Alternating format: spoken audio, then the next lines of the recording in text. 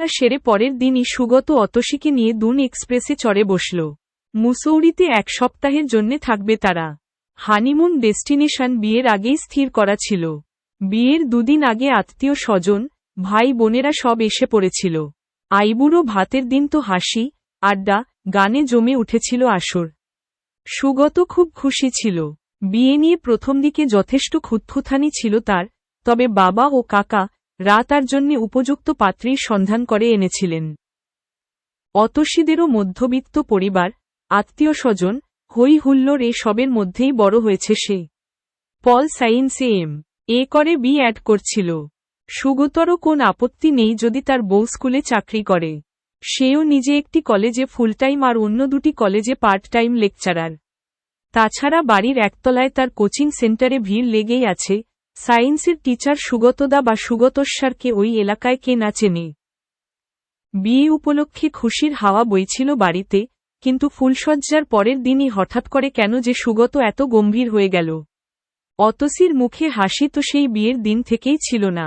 সুগতর মা মনোরমা ভেবেছিলেন যে মা বাপের একমাত্র মেয়ে, তাই হয়তো মনোকষ্টে ভুগছে। কিন্তু এখন কেমন যেন অন্যরকম ঠেকেছে। ফুলসজ্জার পরের দিন সকাল সকাল চায়ের কাপ হাতে ব্যালকনিতে দাঁড়িয়ে সুগত ব্যাকব্রাশ করা চুলের ভেতর হাত চালাচ্ছিল অন্যমনস্কভাবে। মনোরমা ছেলের পিঠে হাত বুলিয়ে বললেন, হ্যাঁ রে, তুই কি এ বিয়েতে সুখী হসনি? কি যা তা বলছ মা, এখনই এসব কথা না বললেই নয়। বিরক্ত সুগত নিজের ঘরে ঢুকে সশব্দে দরজা বন্ধ করে দেয়। মা ভাবেন, তার শান্ত, সুশীল স্বভাবের ছেলেটার দুদিনেই কি হাল হয়েছে। আর দেরি না করে স্বামীকে বলেই ফেললেন তিনি, পই পই করে বললুম, ছেলের পছন্দ অপছন্দ না জেনে বিয়ে দিও না। ছেলে আমার বিয়ে করতে চাইছে না, তাতে কি? অনেকেই তো আজকাল দেরি করে বিয়ে করে, এখন হলো তো কি যে সর্বনাশ হলো তা কে জানে। কি হয়েছেটা কি বলবে? সকাল সকাল এত ভূমিকা করছো কেন? খুলে বলো দিকি। ছেলে আমার সুখী হয়নি, অতসীকে ওর পছন্দ হয়নি। ও কি এসব কথা বলেছে নাকি? ও কি মুখ ফুটে বলার ছেলে? অন্য ধারার মানুষ আমার সুগত। বুক ফাটবে তবু মুখ ফুটবে না। আমি দেখে বুঝেছি, ওরা কাল রাতে আলাদা শুয়েছিল। ওই ব্যাপার। হো হো করে হেসে ওঠেন শুভেন্দু। আরে হানিমুন থেকে ফিরে এলে দেখবে সব ঠিক হয়ে গিয়েছে। হলেই ভালো, আমার বাপু অত জ্বালা আর সয় না।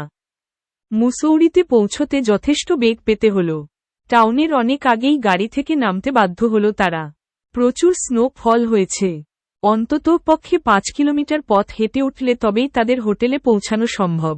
অতসী হিলতলা জুতো পরেছিল, বরফের মধ্যে বারবার তার পা গেথে যাচ্ছিল, তার ওপর 2 পায়ের মোজা ভিজে সপসপে হয়ে গেল। আর হাঁটতে পারছিল না সে। সুগত তাকে জড়িয়ে ধরে নিয়ে গেল খানিকটা পথ। কিন্তু এবার অতসী হার মানল, আর পারছি না আমি, পারছি না, আমার পায়ে কোন সার নেই, যন্ত্রণা হচ্ছে। সুগত ভয় পেয়ে গেল, এই রে, ফ্রস্ট বাইট হলো নাকি? কোনোমতে একটা ঘোড়াওয়ালাকে ধরে এনে অতসীকে ঘোড়ার পিঠে চাপিয়ে দিয়ে বলল, স্টার্লিং রিসর্ট। খাদের ধার দিয়ে ঘোড়াটা যেভাবে যাচ্ছিল অতসীর বুক টিপটিপ করতে থাকে। কোনোমতে পিছনে ফিরে দেখার চেষ্টা করে সুগতকে, তাকেও দেখতে পায় না। কিছুক্ষণ আগে তো ভারী জুতোর সঙ্গে বরফের চাইয়ের সংঘর্ষের শব্দ কানে আসছিল, কিন্তু এখন তো শুধুমাত্র ঘোড়ার খুরের শব্দ আর হিমেল ঠান্ডা বাতাসের সনসন শব্দ। তার ওপর হাতগুলোও কেমন যেন অসাড় হয়ে আসছে। অতসীর চোখ বন্ধ হয়ে আসছিল। ঘোড়াওয়ালা কোলে করে তাকে হোটেলের লবিতে শুইয়ে দেয়। রিসেপশনে অতসী কোনোভাবে তার স্বামীর নাম বলতে পেরেছিল। কোনোরকমে তারাই তাকে রুমে পৌঁছে বিছানায় শুইয়ে দিল। তার চোখ বন্ধ হয়ে গেল, প্রায় ফ্রোজেন হয়ে শুয়ে থাকল সে। 2 দিন পরে জ্ঞান ফিরল তার। এই 2 দিন 2 রাত সৌগত ক্রমশ তাকে সুস্থ করার চেষ্টা করে গিয়েছে। হাতে পায়ে গরম তেল মালিশ করেছে, চামচে করে গরম দুধ, ব্র্যান্ডি, ভদকা ইত্যাদি খাওয়াবার চেষ্টা করেছে। যখন কোন কিছুই কাজে দিল না, তখন নিতান্ত কোন উপায় না দেখে শুধু নিজের স্ত্রীকে বাঁচানোর তাগিদে তার শরীরের উত্তাপ দিতে বাধ্য হল। যদিও ঘুম ভাঙতেই অতসী বুঝতে পারল সব, তবুও সে সুগতর ওপর রাগ করল না। আফটার অল আমি ওনার বিবাহিতা স্ত্রী, তাছাড়া উনি যা করেছেন আমাকে মৃত্যুর মুখ থেকে ফিরিয়ে আনার জন্যেই করেছেন। বরঞ্চ খুব মায়া হতে থাকল মানুষটির ওপর। তবুও কি কারণে কে জানে, সে ছেলেমানুষের মতন ডুকরে কেঁদে ওঠে। আই অ্যাম সরি অতসী, কোন উপায় ছিল না আর ভুলে যেও, ভেবে নিও যেন কিছুই হয়নি, আর কাউকে কিছু জানানোর দরকার নেই। স্নান করব, চোখের জল মুছে শান্ত গলায় বলে অতসী। হ্যাঁ, যাও, গিজার অন করেই রেখেছি আমি। বাথটবে নিজেকে অর্ধেকটা ডুবিয়ে দিয়ে আকাশ পাতাল ভাবতে থাকে অতসী। এই বিয়ে সে করতে চায়নি। সে তো পলাশকে ভালোবাসে, কিন্তু পলাশ টালির বাড়িতে থাকে, প্রাইভেট জব করে, তাও সেলসম্যানের। শুনেই বাবা মা নিমরাজি হলেন। শুধু মা কিংবা বাবা নয়, জেঠু, মামনি, কাকিমা, মাসি, পিসি প্রত্যেকেই ওকে বোঝানোর খুব চেষ্টা করলেন, তুই পলাশের সঙ্গে বিয়ে করে সুখী হবি না অতসী, বোঝার চেষ্টা কর প্লিজ, ওদের স্ট্যাটাস আর আমাদের স্ট্যাটাস এক নয়। ভালোবাসা কি স্ট্যাটাস, জাতি, কমিউনিটি ওসব মানে পিসিমা? আমি যে ওকে খুব ভালোবেসেছি। ভালোবাসা একার বিয়ে করে সংসার করা আর এক জিনিস। তুই টালির বাড়িতে বা কলোনিতে থাকতে পারবি? মা বললেন। অতসী, তুমি যদি ডিসাইড করে থাকো যে পলাশকেই বিয়ে করবে, করতে পারো, তবে কোন অনুষ্ঠান, জাঁকজমক ছাড়াই তোমাকে বিয়ে করতে হবে, কারণ আমি লোক হাসাতে পারব না। তাছাড়া তুমি তো আমাদের আশা, স্বপ্নকে জলাঞ্জলি দিতে চাইছ, যেহেতু তুমি অ্যাডাল্ট, তোমায় তো আর জোর করে বিয়ের পিঁড়িতে বসাতে পারব না। অতসী বাবা মাকেও কষ্ট দিতে চাইছিল না, আবার পলাশকে ভুলে যাওয়াও অসম্ভব। বিয়ের আগে বার চারেক ডেটিং এগিয়েছে সুগতর সঙ্গে। সারপ্রাইজিংলি সুগত তাকে প্রেমিকা রূপে এতখানি রেসপেক্ট দিয়েছে, কখনো ক্যান্ডেল নাইট ডিনার, কখনো সিঙ্গারকে রোমান্টিক গানের অনুরোধ করা, কখনো শ্যাম্পেনের সঙ্গে সেলিব্রেশন, কখনো হীরের আংটি, এত কিছুর মধ্যে সে পলাশের বিষয়ে বলে উঠতে পারল না। সে যে কি করবে বুঝে উঠতে না উঠতেই বিয়ের ডেট এসে গেল। তবে ফুলশয্যার দিন যখন সুগত তাকে আদর করতে চাইছিল, তখন সে এক ঝটকায় নিজেকে সরিয়ে নেয়। না, আপনি আমায় ছুঁতে পারেন না, আমার শরীর, মন অন্য কারোর জন্যে নিবেদিত। অতি সংকোচ বোধ করে অতসী, নিজেকে দোষী মনে হতে থাকে তার। সে কান্নায় ভেঙে পড়েছিল সেদিন। সুগতর কাছেও বিষয়টা এতটাই আকস্মিক ছিল যে সেও বুঝতে পারছিল না যে কি করবে। আত্মীয় স্বজন, বন্ধু বান্ধব, এমনকি ছাত্র ছাত্রীদের সামনে তার প্রেস্টিজের দফা রফা হয়ে যাবে যে। অত্যন্ত রূঢ় স্বরে বলেছিল, আগে বললে তো আমার জীবনটা এভাবে নষ্ট হতো না। শুনে অতসী মরমে মরে যেতে থাকল। আজও তার বাথটবের জলেই ডুবে মরতে ইচ্ছে করছিল। ফ্রস্টবাইট হয়ে মরে গেলাম না কেন? হায় ঈশ্বর, এর চাইতে তো খাদে পড়ে মরে গেলেও ভালো ছিল। সুগতর মতো এমন একজন ভালো মানুষকে আমি কিভাবে ঠকালাম? পলাশের প্রেমিকা জানা সত্ত্বেও মানুষটা আমার কতখানি খেয়াল রাখছে, আমাকে কিভাবে যত্ন করছে। পলাশের সঙ্গে দেখা করে দেরাদুনের টিকিটও হাতে তুলে দিয়ে এসেছে। সুগত কেন এত কিছু করছে তার জন্যে? এও কি ভালোবাসা, নাকি মহানুভবতা? মনে নানারকম দ্বিধা, দ্বন্দ্ব নিয়ে সে বাথরুম থেকে বেরিয়ে এল। এসো, গরম কফি খাও, বেটার ফিল করবে। তারপর আমরা সাইট সিনে যাব। আজ ওয়েদার বেশ ভালো, আমি গাড়ি বলে দিয়েছি। আমি কোথাও যাব না, কফিতে চুমুক দিয়ে বলল অতসী। সরি, আমার মনে ছিল না যে আমার সে অধিকারটুকুও নেই।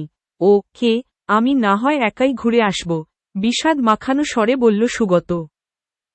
না তা নয়, আমার শরীর ও মন কোনোটাই ভালো নেই। সে কি, আর 3 দিন পরেই তো পলাশ আসছে, তোমার তো আর মন খারাপ হবার কথা নয়। ছুটি পেল না, তা না হলে আরও আগেই আসত। আমি কথা দিয়েছিলাম যে তোমাদের মিলিয়ে দেব, কথা রেখেছি। অতসী চুপ করে থাকে। সেদিন সারাটা দিন সে ভাবনার অতল গহ্বরে তলিয়ে যায়। পরের দিন সে খানিকটা স্বাভাবিক হল। সুগতর সঙ্গে বন্ধুর মতো মিশতে থাকল, বেড়াতে গেল, কেনাকাটাও করল। তুমি আমার বাড়ির লোকের জন্য এত কিছু কেন কিনছো অতসী? ফিরে গিয়ে আমি কি জবাব দেব বলো তো? বলবেন অতসী খাদে পড়ে মরে গেছে, মরেই তো যাচ্ছিলাম। কি যা তা বলছো? অতসী বেঁচে থাকবে, হয়তো সারা জীবন, আমার মনে। সুগতর চোখের গভীরতায় অতসীর কাজল কালো দৃষ্টি ডুবে যেতে থাকল। ছলছলিয়ে উঠল পটলচেরা চোখ দুটো। হর্ষ বিষাদে আরও 3টে দিন পার হয়ে গেল। পলাশ ট্রেনে উঠে মেসেজ করেছিল। সুগত জানায়। শুনে আতসী রিয়্যাক্ট করে না। কাল পলাশ আসবে অথচ সে খুশি হতে পারছে না কেন? আগে তো তার আসার খবর পেলেই বুকের ধুকপুকানি বেড়ে যেত। আজ কেন কোনোরকম অনুভূতি হচ্ছে না? তবে কি আমার অনুভূতিগুলো মরে গিয়েছে? অতসী ভাবে। আর সুগত দীর্ঘশ্বাস ফেলে, কাল পলাশের সঙ্গে অতসীর মিলন হবে। কাল অতসীকে পলাশের হাতে তুলে দিয়ে আমার ছুটি। দরজা খুলে ব্যালকনিতে গিয়ে দাঁড়ায় অতসী। দূরে পাহাড়ের গায়ে আলোকসজ্জার দিকে একদৃষ্টে তাকিয়ে নিজের মনকে প্রশ্ন করে, কি চাও তুমি, মন? তুমি সুগতর সঙ্গে পলাশকে কম্পেয়ার করছো কেন? মন উত্তর দেয়, সুগত কত ম্যাচিওর্ড, শান্ত, সুপুরুষ আর পলাশ বদরাগী, ছেলে মানুষ, ছ্যাবলামো ছাড়া তো আর কিছুই জানে না। ড্রিঙ্ক করার পরও সুগত কত শান্ত, পয়েস আর ও তো মাতাল হয়ে যায়। তোমার সারা শরীরটা ছিঁড়ে, খুবলে খেতে চায়। সেই রাতে চোখে ঘুম নেই কারোর। না অতসীর না সুগতর। অতসীর মন ব্রেনের সঙ্গে লড়াই করে চলেছে। আর কি একটা শূন্যতা সুগতকে গিলে খেতে আসছে। এর মধ্যেই কিভাবে আমি অতসীকে এতটা ভালোবেসে ফেললাম, যে তাকে ছেড়ে থাকতে হবে বলে এতটা কষ্ট হচ্ছে? সুগত তার মনকে মানাতে পারছে না। পরের দিন সকাল 10টায় পলাশ এল। অতসী রিসেপশনে নিজের লাগেজ নিয়ে ওয়েট করছিল। একটু দূরত্ব রেখেই দাঁড়িয়েছিল সুগত। চোখে মুখে ক্লান্তির ছাপ স্পষ্ট। পলাশ এসেই অতসীকে কোলে তুলে নিয়ে ঘুরতে লাগল। লাভ ইউ সোনা, লাভ ইউ, লাভ ইউ। আশেপাশে লোকেরা হা করে দেখতে থাকে। অতসী অপ্রস্তুত হয়ে পড়ে। ছাড়ো পলাশ, আমার এখনো ডিভোর্স হয়নি, তাছাড়া এরা সকলেই জানে যে আমি সুগতর স্ত্রী। So what?